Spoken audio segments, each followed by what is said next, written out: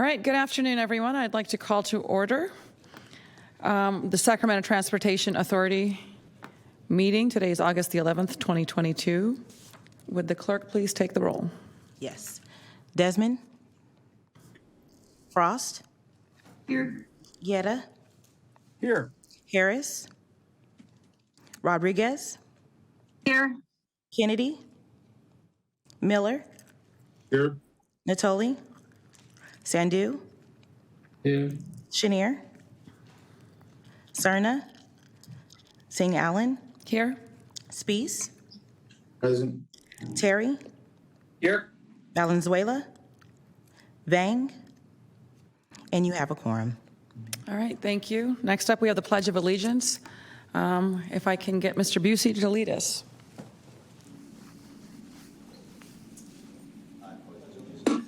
Flag of the United States of America and to the republic for which it stands, one nation, under God, indivisible, with liberty and justice for all.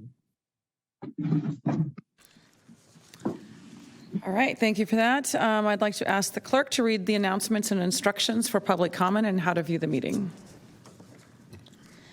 In compliance with the directives for the county, state, and Center for Disease Control and Prevention, the meeting will be live streamed and open to public attendance pursuant to health and safety guidelines. The practice of social distancing and wearing face coverings is recommended for health and safety for all persons participating in person during the meeting, although it is not required. To make an in-person public comment, speakers will be required to complete and submit a speaker request form to the clerk. The chairperson will invite each individual to the podium to make a verbal comment when that item is open. To make a verbal public comment, dial 916-875-2500 and follow the prompts to be placed in queue for a specific agenda item or off-agenda matter. When the chair opens public comment for a specific agenda item or off-agenda matter, callers will be transferred from the queue into the meeting to make their verbal comment. Written comments are also accepted. Send your email comment to boardclerk@saccounty.gov, and your comment will be routed to the board and filed in the record. This meeting of the Sacramento Transportation Authority is cablecast live on Metro Cable 14, the local government affairs channel on the Comcast Consolidated Communications and AT&T U-verse cable systems. This meeting is closed captioned and live streamed at metro14live.saccounty.gov. Today's meeting will replay Sunday, August 14th at 2 p.m. on Channel 14. And this meeting can also be viewed at youtube.com/Metro Cable 14. And that concludes my announcements. All right, thank you for that. At this time, I'll move on to our next item and ask for the Executive Director's report. Oh, I'm sorry. It's going to be public comment for off agenda, item number 1. Where is that on here? Oh, yep, sorry, just pass that over. Comments from the public regarding matters not on the agenda. I do not have any in-chamber speaker slips, and there is no one in queue to speak for item number 1. All right, now we'll move on to our next item. And that's Executive Director's report. Yes, thank you. Thank you very much, Kevin Busey, Executive Director. Here's a short report. STA and SACOG MOU. The MOU between STA and SACOG regarding implementation of the Citizens Initiative has been signed, has become effective August 1st, 2022. The MOU requires several actions of STA. One of these actions requires STA to issue a public statement in support of this MOU, and its intent to implement the provisions of the initiative. Staff has been working on this public statement and plans to release statements after today's meeting. Citizens Initiative Roadmap. Staff is working to ensure that a citizen initiative that may be passed by the voters has a plan in place to stand up in the needed policies and programs before the funding is distributed. Staff will present this roadmap at an upcoming STA board meeting for comment and direction. Interregional supports. Staff continues to look for opportunities to assist and advocate for agencies in their efforts to obtain their fair share of federal, state, and regional transportation funds. Staff is looking to support interregional efforts with multiple agencies involved in order to compete effectively at the federal and state level. And then finally is the debt credit ratings. STA has received a solid AA+ credit rating from both S&P and Fitch over the years. However, staff met with both credit rated agencies in May of 2022 in preparation for the refunding of the 2012 series bonds. During these meetings, a case was made to support upgrading the authority's credit rating. We are pleased to announce that Fitch and S&P has upgraded authority to a AAA rating with a stable outlook. And I just want to congratulate Tim Jones for that effort, as well as the leadership from the board in getting us to a AAA, which is the highest rating bond that you can get for any agency. And that concludes the executive director's report. I'm open to any comments. All right, great news on the credit rating. I'd like to ask if there are any questions or comments from the board. I do not see any hand raises in the Zoom. All right, I'd like to ask if there are any comments from the public. I do not have any in-chamber speaker cards, and I do not see any callers for item number 2. All right, very good. Thank you for the report. We'll go on to our next item. And that's going to be your consent, and your consent items 3 through 7 are in order for your consent. Excellent. I'd like to ask if, yes. I'll move 3 through 7 unless somebody wants to pull one. Second. All right, we have a motion and a second. Okay, and I'll, well, wait a minute, I'm sorry. Let me just Yep, we're double check gonna and make go- sure there's no public comment. Yeah, let's make sure that we're a little ahead of ourselves. I do not have any public comment in the queue to speak for items 3 through 7. And I do not see any hand raises in the Zoom from anyone to make a comment there. All right, we did have a motion. I don't recall if I heard a second. Yes, it was Desmond, second from second. Desmond. Okay, very good. All right, let's take roll. Okay. Desmond, Aye. Frost, Aye. Yetta, Aye. Harris, Rodriguez, Yes. Kennedy, Aye. Miller, Aye. Natoli, Sandu, Aye. Chenier, Cerna, Spees, Aye. Terry, Aye. Valenzuela, Vang, Yes. and Singh Allen. Aye, and for the record, Supervisor Natoli is also here now. Okay, and your motion does carry with the members present. Very good. All right, next item. Is going to be refunding the 2012 series fixed rate bonds. All right, welcome, Mr. Jones.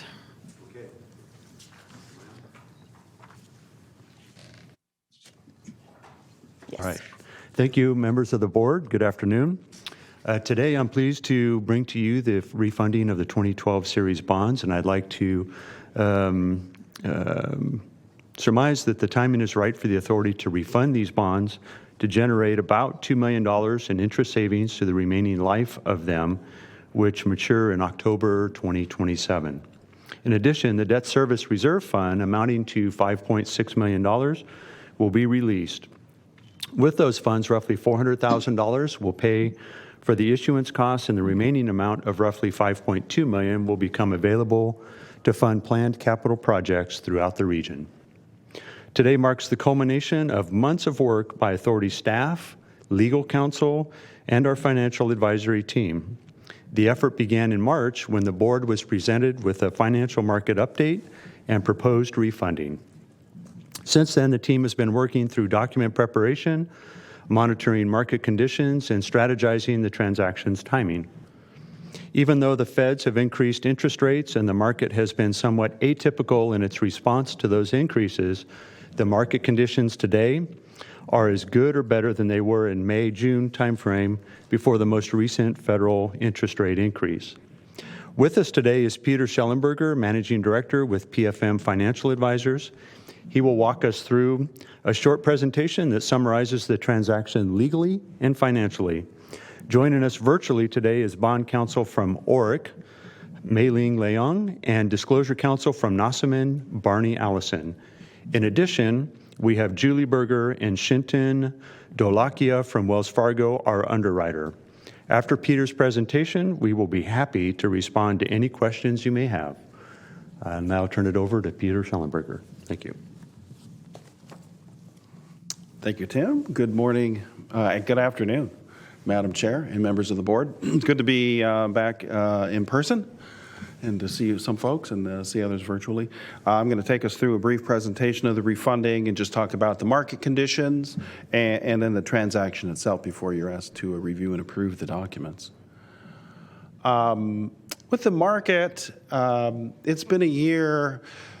Taking a step back, thinking through 2020 and 2021, the pandemic, very challenging period, and in response to challenges, the Federal Open Markets Committee, the federal FOMC, really took measures to lower rates, and so we enjoyed very low rates through the end of 2021. We started to see inflation kick in towards the end of 2021, and that's been a prevailing theme through 2022. And in order to sort of control inflation, the FOMC has been increasing rates steadily throughout this year. And so we have seen all interest rates, I'm sure you've read and seen, all interest rates increase.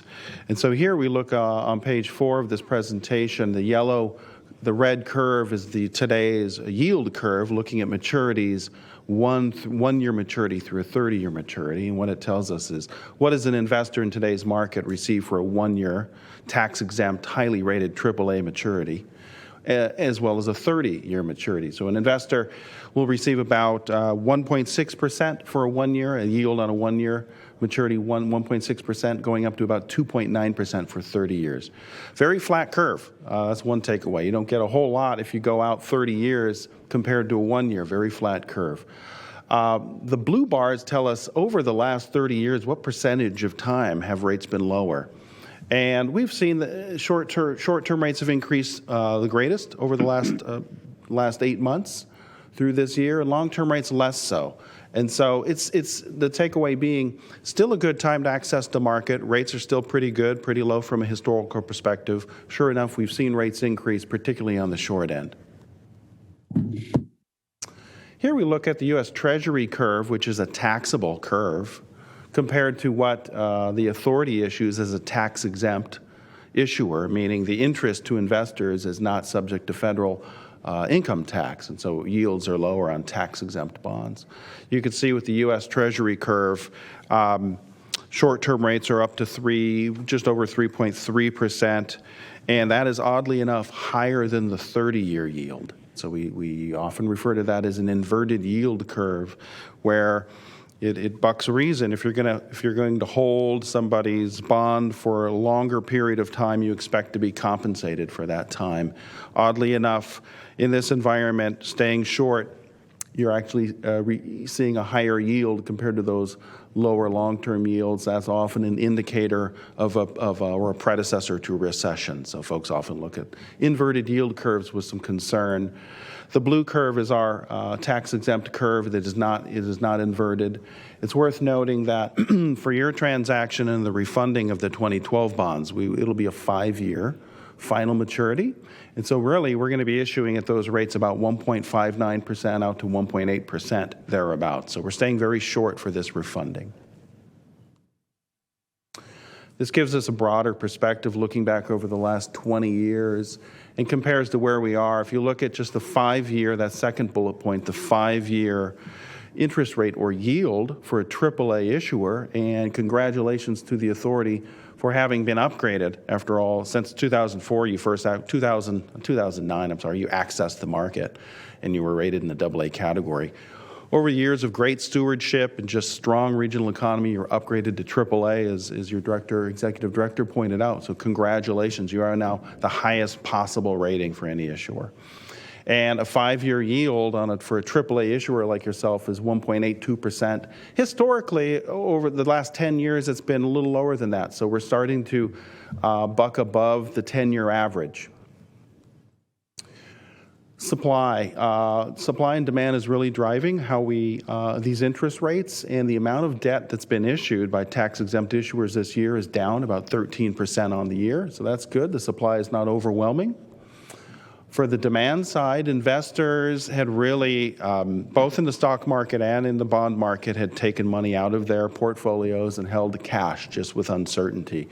So those green lines are where we see municipal bond funds receiving inflows, more money looking to pursue and purchase bonds like yours.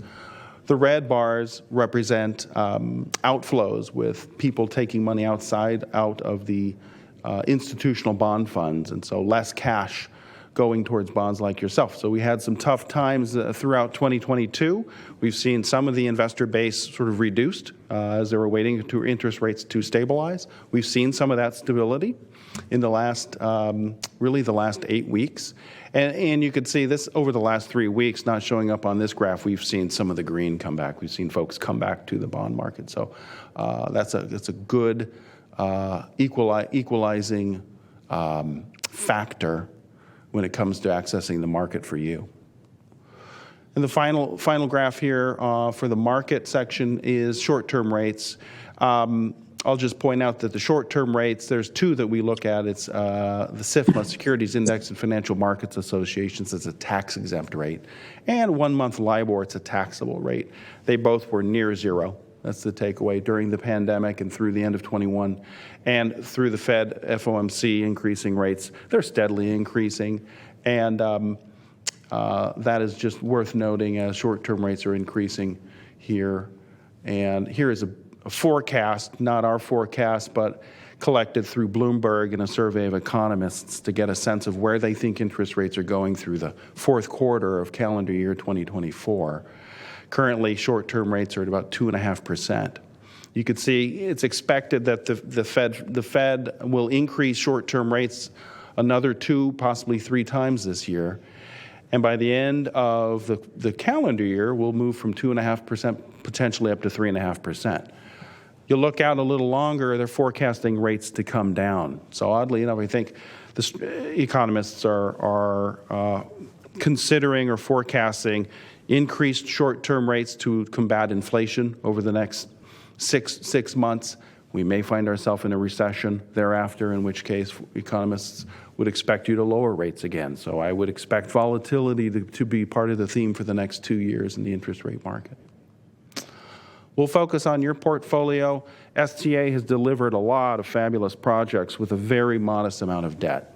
We work throughout the state. You compare, for instance, to San Diego, who has over $2 billion of debt outstanding. In comparison, just under $350 million of debt outstanding. The 2012 bonds are the bonds we are contemplating refunding. They're outstanding in the amount of $30 million. You have $318 million of variable rate bonds outstanding. Those variable rate bonds are associated with interest rate swaps. And you have an equal amount, $318 million of interest rate swaps. And so when you combine those two, it provides a hedge. You do not have exposure to the variable rate market. So as short-term rates go up and down, you are protected through that instrument of the interest rate swap. That's the takeaway with respect to your portfolio.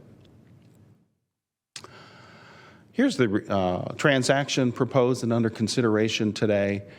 It's the refunding of the 2012 bonds. The authority would go out and issue the Series 2022A bonds to refund those. I would look under the August 8th column, and the par amount, the amount that you would issue in current conditions, is about $24 million. There is just over $26 million. There's $30 million outstanding in total. A portion of that will be paid by cash, the October 1, 2022 principal and interest amount. We're not going to borrow for that. You've already accumulated cash through the year. We'll use cash to reduce the debt. So we'll refund the remaining $26 million, and in doing so, issue about $24.2 million of par of bonds. And we'll do it at a lower interest rate. That's one of the two purposes for doing this. As you access the market and lower your interest rate, that first green circle up top, you expect to save $2.6 million in interest payments through 2027 by refinancing this debt. And then the second primary reason to do so is that second circle on the bottom right quadrant, the $5.6 million, that's currently sitting in the debt service reserve fund. That was placed for the benefit of investors, of bondholders back in 2012. If there was someday insufficient cash to make a principal or an interest payment, investors could draw on that debt service reserve fund.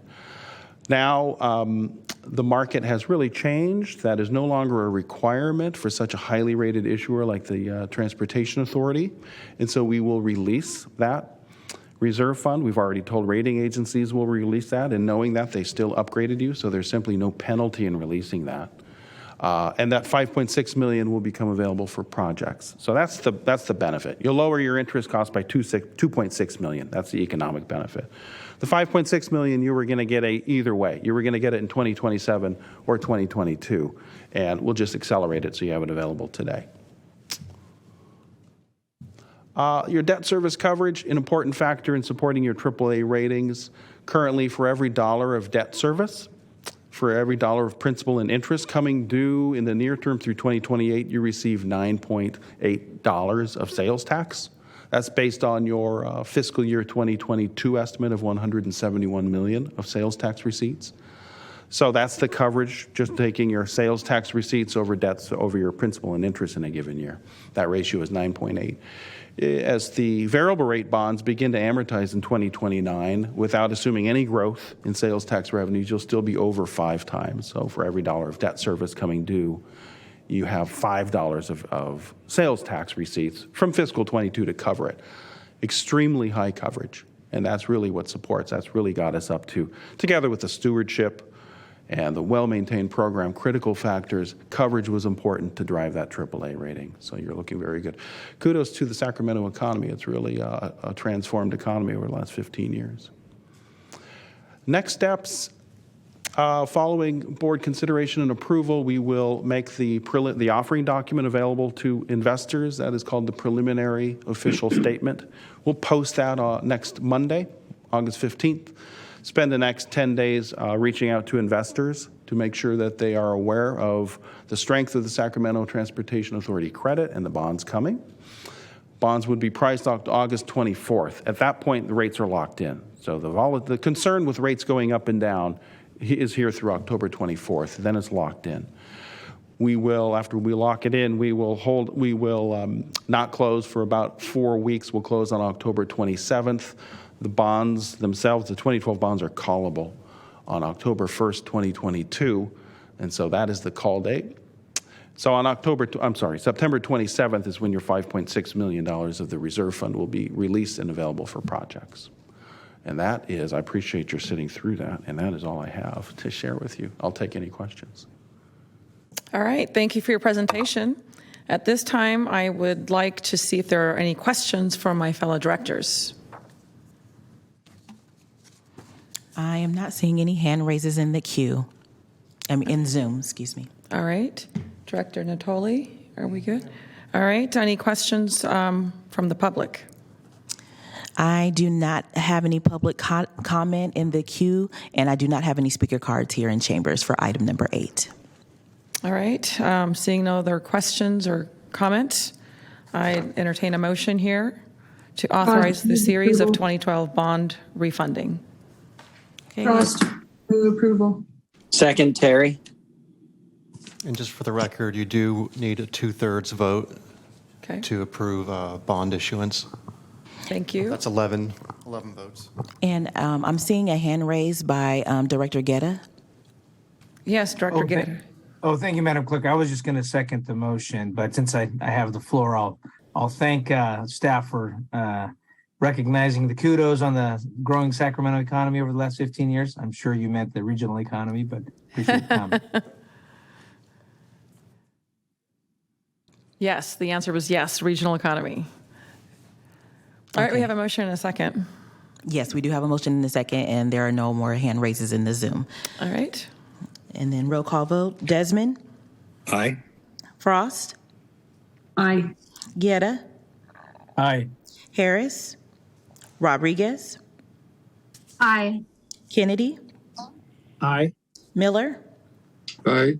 Natoli? Sandu? Aye. Chenier? Cerna? Singh Allen? Aye. Spees? Aye. Terry? Aye. Valenzuela? Vang? Yes. And your motion carries with those members present. All right, very good. We will move on to our next item. Okay, and item number 9 is Sac Metro Freeway Service Patrol and Caltrans Multi-Year Cooperative Agreement, Construction Tow. Good afternoon, Board Chair, Vice Chair, and members. I'm Jennifer Dahl, and I'm the FSP Program Manager, and I'm presenting item 9. So background on FSP. The Sac Metro Freeway Service Patrol, or FSP, program is a joint effort between the STA, the California Department of Transportation, and the California Highway Patrol. The FSP program reduces freeway congestion by quickly finding and removing minor incidences from freeways.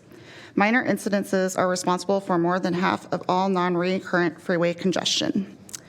The Sac Metro FSP program completed 36,383 assists in fiscal year 2022. 72% of those assists were related to accidents, mechanical issues, or flat tires.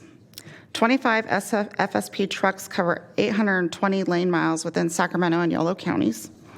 On average, assists are completed within 10 minutes, and 99% of motorists reported the service as excellent, with the remaining reporting it as good. FSP Special Coverage. Because FSP activities are integrated with existing incident and traffic management operations to maximize public benefit, Caltrans can request special FSP coverage as part of their traffic management plans for major construction projects. The coverage is considered special because it is provided outside of regular FSP operating hours and is paid for by the construction project funds. Due to the additional funding from Senate Bill 1 and the region's ability to compete for these funds, freeway construction work has exploded in the area. This increase in freeway construction work has intensified existing areas of congestion and increased the stress on motorists, thus increasing the need of special FSP coverage. Currently, there are major Caltrans projects on all freeways within the Sac Metro FSP coverage area, and you can see the coverage area on the map on the slide. Some examples of these projects are the Cap City Corridor, I-5 Corridor Improvement, and Sacramento I-80 Ramp Rehabilitation. Discussion. Currently, the process for implementing special FSP construction service requires a project-specific cooperative agreement. This process results in various challenges, such as timing. The amount of time between Caltrans requesting the service and fully executing an agreement can take so long that the coverage dates have passed entirely. Staff consistency. Each Caltrans project typically involves different staff, causing additional time or processing delays because staff can be unaware of what is needed to implement the service. The common factor causing these issues is a project-oriented cooperative agreement. The agreement itself is standardized, so taking the time to execute an agreement for each project is redundant. To resolve these challenges, FSP and Caltrans staff have been working on a multi-year agreement for special FSP service on construction projects. The agreement will have a 3-year term and a budget of $3 million. Under the agreement, designated FSP and Caltrans management staff can implement special FSP service by project-specific work orders, subject to the availability of the FSP tow contractor. Therefore, implementing special FSP service will be more efficient and more likely to be provided, ultimately providing more safety within construction project zones for workers, first responders, and motorists. Recommended actions.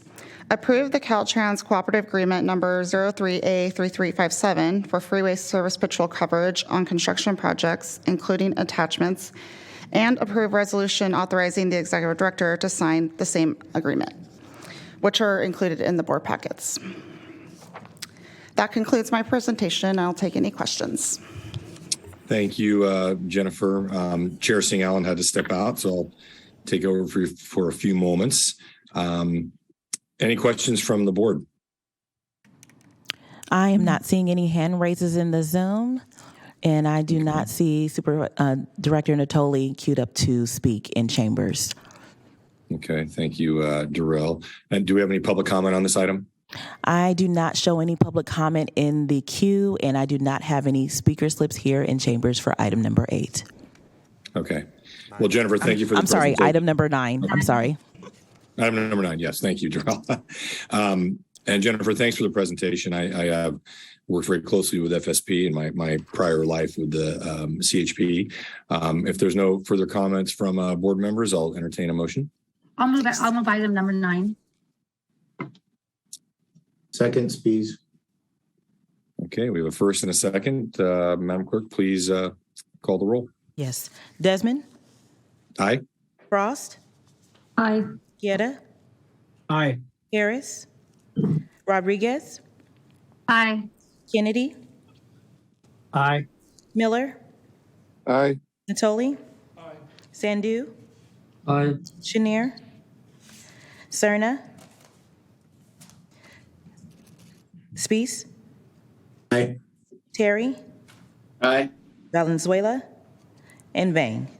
Yes. And your motion carries with those members present. Okay, thank you, Jarrell. Let's move on to item 10. Item number 10 is going to be Senate Bill 1, Local Partnership Program for Formulaic Distribution Methodology. Okay, I'll turn it over to Mr. Busey.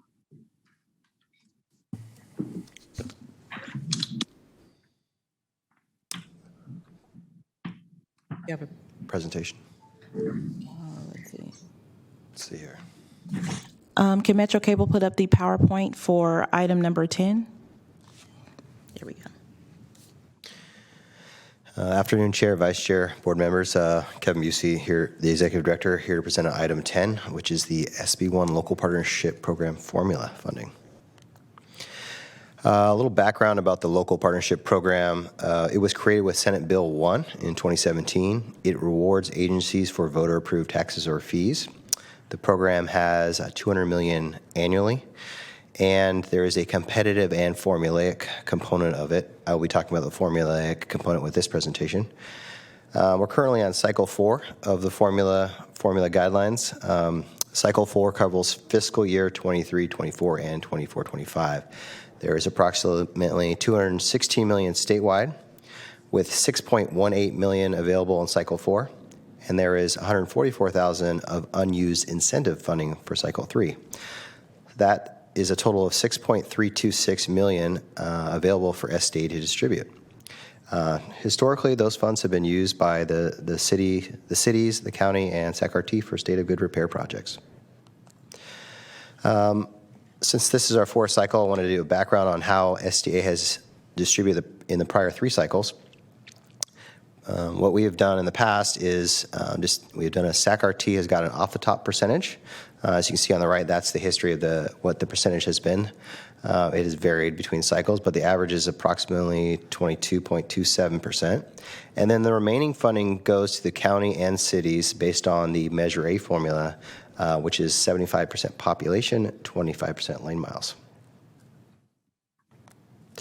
The proposed distribution methodology for cycle 4 is to allocate 22.5% to SACRT, which is just above the historic average, and the remaining 77.5% to the county and cities using the Measure A formula. That results in the table on the right.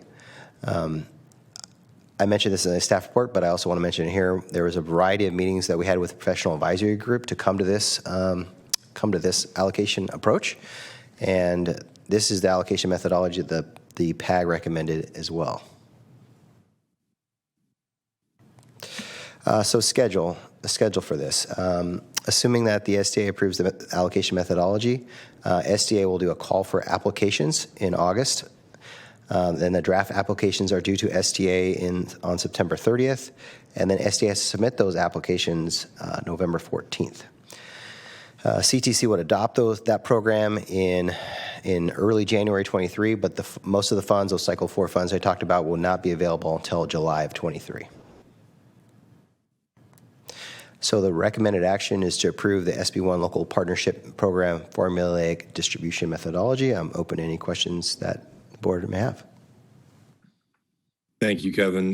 Before I ask my fellow directors if they have questions, how does the 6.3 in cycle 4, how does that compare to the amount of funds through STA in the first 3 cycles? Just out of curiosity. It's pretty consistent. I think it's been a little bit for every fiscal year. It's been a little over 3 million. I think in cycle, and we have two fiscal years here. That's why it's at the 6 million. But I think it has slowly dipped. If you start in cycle 1, it might have been a little higher, and so we've slowly dropped down, and that has to do with other agencies passing sales tax measures, and then they get their share of that funding. So that's definitely what appears to be occurring here. So, but we stay pretty consistent at about 3 million per fiscal year. Okay, great. Thank you. Any questions from the board? I do not see any hand raises in the Zoom, and I do not see Director Natoli queued up in the queue to speak in chambers. Okay, thank you, Darrell. Any public comment on this item? I do not have any speaker slips here in chambers, and I do not see any callers in the queue for item number 10. Okay, I see Director Guerra. Thank you, Mr. Chair or Vice Chair. I'll go ahead and move the item and thank staff for their work and support on this item. Miller, second. Okay, thank you. We have a first and a second. Please call the roll. Desmond? Aye. Frost? Aye. Guerra? Aye. Harris? Rodriguez? Aye. Kennedy? Kennedy? He had to step away. Okay. Darrell. Miller? Yes. Natoli? Sandu? Aye. Cerna? Chenier? Spees? Aye. Terry? Aye. Valenzuela? And Vang. Yes. Okay. And you have and that motion carries with those members present. Okay, thank you. And that'll take us to item 11, Madam Clerk. Item number 11 is Senate Bill 1, Local Partnership Program, Competitive Project Ranking Process and Call for Projects. This was continued from July 27th, 2022. Okay, thank you. Thank you. I'll turn it over again to Mr. Busey. Okay, thank you very much. So this is part 2, the competitive component. So we'll go right into that. So in the prior presentation, I presented on the background of the local partnership program, but I'm going to jump right into competitive guidelines. So this is cycle 3 of the competitive guidelines. It's for fiscal years 23, 24, and 24, 25. There's $130 million available statewide. The maximum award is $25 million. The program requires a 1-to-1 match, and these funds can only be used for construction. Applications are due November 29th, and STA's role in this is to prioritize those applications that are going to be submitted through STA, and we're going to talk about that process in a minute here. So the local partnership competitive criteria, there are 10 criteria. I wanted to, the criteria with a star emphasize those criteria that incorporate disadvantaged communities. So these are the criteria that are considered for a competitive program. So the plan for the nomination process is going to be the same process that we've used for the prior cycles. So essentially what we're going to do is there's a project nomination form that will be submitted by the agencies who want to submit their application through SDA. That'll include project information. It'll include how those projects align with the 10 evaluation criteria. And then we're also asking that they describe the regional benefit of their project. And then we'll be asking for a 10-minute presentation on each of the projects. The nomination forms and presentations will all happen, will all be available for the first meeting. And then the subsequent meeting, we'll actually do the prioritization. And the way the prioritization will work, as it has done in the prior cycles, is there will be an informal poll. Each board member will rank the projects. We'll essentially show the results of that informal poll, and then we'll go to the formal prioritization, seeking actual direction on what the prioritization of STA would be. And so from a schedule standpoint, so tomorrow I will issue a call for nominations, with them being due September 2nd.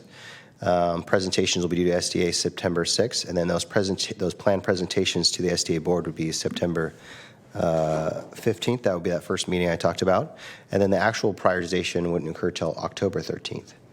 The actual applications are due November 29th. And the CTC does not anticipate awarding those projects until June of 23, with the funding become available the next month in July of 23. So that will be the schedule. So the recommended action would approve the SB1 Local Partnership Program Competitive Project Ranking Process and do the call for projects.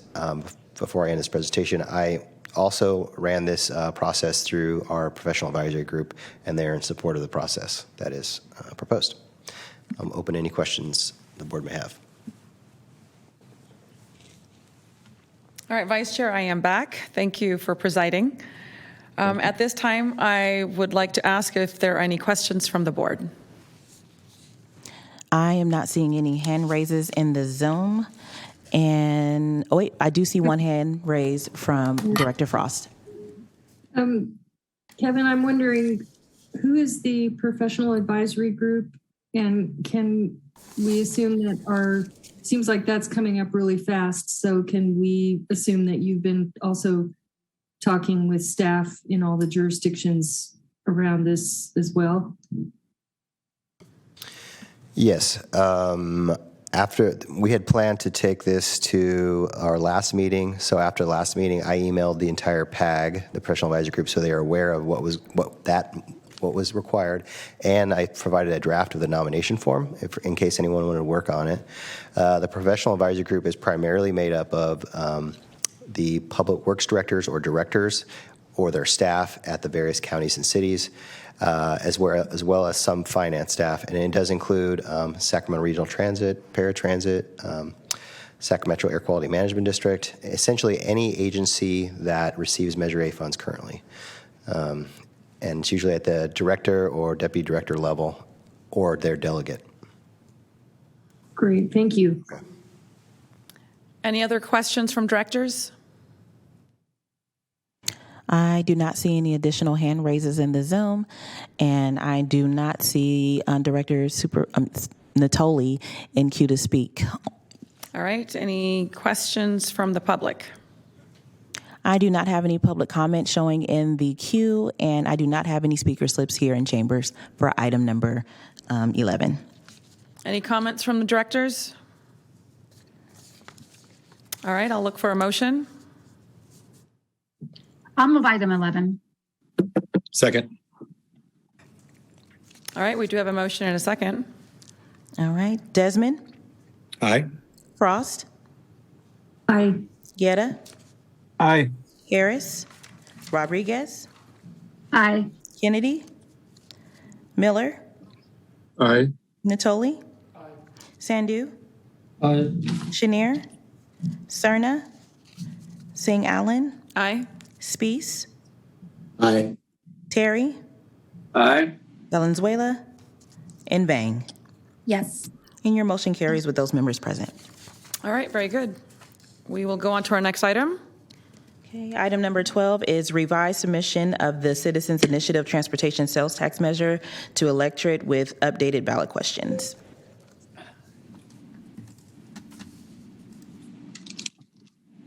All right, Mr. Busey. Okay, thanks very much. So we essentially made a very minor change to the resolution for clarity to improve the ballot question. After reviewing the prior reso, there was some concern that the ballot question did not provide enough clarity as to how the funds would be used, and so we wanted to make sure that it was very descriptive as much as was allowed in the ballot question itself. And there's a couple other minor changes to the reso that were requested by the Department of Voter Registrations and Elections that we made, but they're very minor. So with that, that ends my short verbal presentation. All right. Are there any questions from directors? I'm not seeing any hand raises in the Zoom, and I do not see Director Natoli in queue to. Oh, you did? Okay.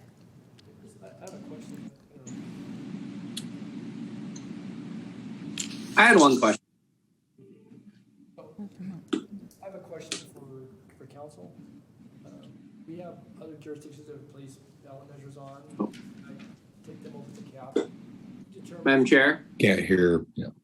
Okay, why is this? Thank you. We'll have Director Natoli. We might be having some sound issues. Hold on. Stay tight. Is it working now?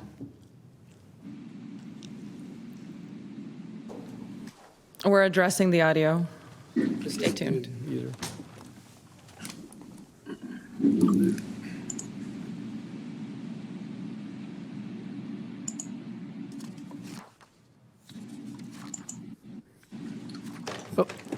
Thank you to our Channel 14 staff. Just a quick question to our legal counsel, Mr. Burke.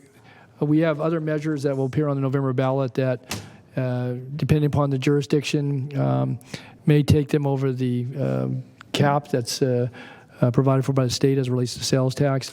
And if this measure will appear countywide, and if those local measures, which measure gets selected? Is it done on a number of votes? If it takes them over, or how does that work?